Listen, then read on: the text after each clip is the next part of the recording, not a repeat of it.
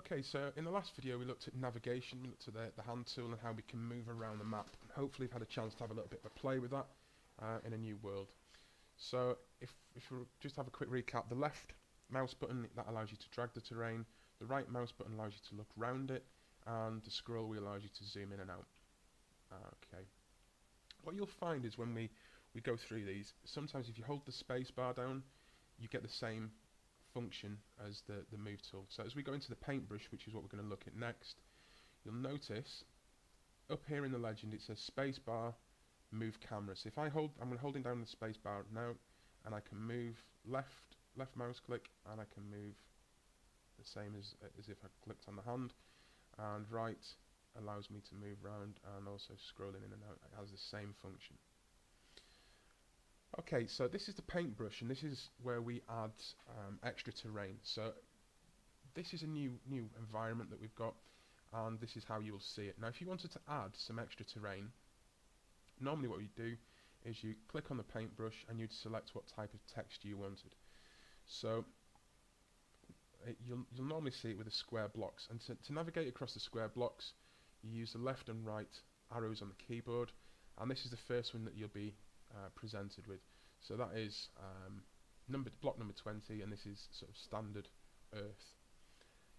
You'll notice that this is a square block, and this gives us very square sides.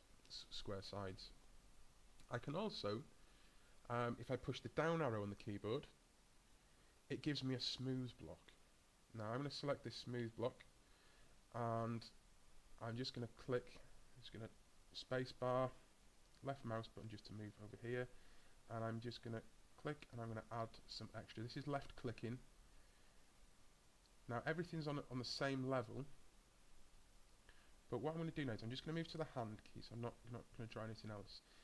Right mouse button so I can get flat and I can see sort of horizontally. You'll notice down this right hand edge, this is got an angle to it, and it's got a little bit of a slope. So where we added the new section, we've got a nice slope that goes around. So I'm going to right click and I'm going to move around so you can see, and you can see here we've got a little bit of a ridge. So this is where the square, this is the original terrain, and this is very square. Now you might wonder, why do we have square, why do we have angled? You'll see that when we start to look at raising terrain, you'll start to see what impact that actually has. But for the time being, all you need to really be aware of is that if you go into the paintbrush, you can select the different colour texture. So that there's lots of funky patterns in this. I can't get over some of them. They're amazing. You've got like rocks and some that look like carpet, and like lava and volcano, and like sort of space agey type things with stars and numbers and different things on. But if you push the up and down arrow on the keyboard, this gives you either a square block or it gives you a nice rounded block. I would suggest you use the rounded blocks. The reason to use the rounded blocks is it gives you a more realistic looking environment in the long run. Okay, to select it you just push the enter key, and if I just click here, you'll see I get a nice sort of area. So I'll just finish it off by going here. So now if I go to my hand tool, my navigation tool, right mouse button so I can see over the top of it and move around, you'll see that it's got nice angles to it, and we go onto the square one at the back. Okay, if we select the paintbrush tool again, you'll notice on these little blue shapes.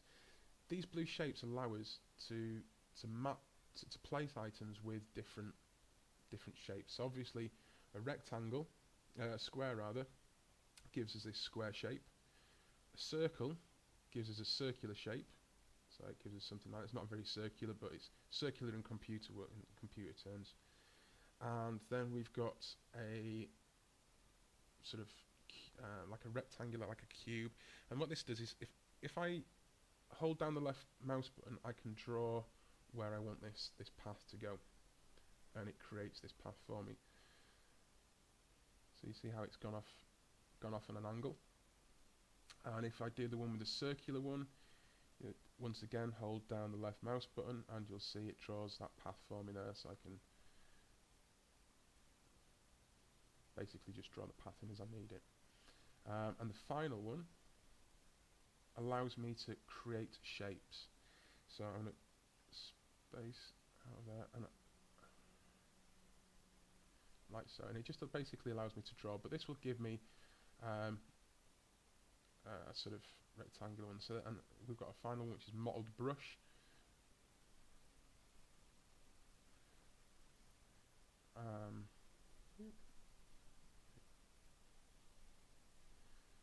Sorry, there we go. So we've got magic brush, which allows me to draw shapes and patterns as I wish in there.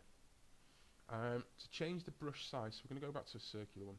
So to change the brush size, we do the left and right arrow keys. So to make it bigger, we do the right. And so to make the size bigger, it's the right arrow key, and to make it smaller, we do the left arrow key. So if we wanted to make a path or a track with more definition, we'd choose a smaller size, and that would allow us to produce smaller lines. If we wanted something to cover a much bigger area more quickly, we'd obviously choose a larger brush size.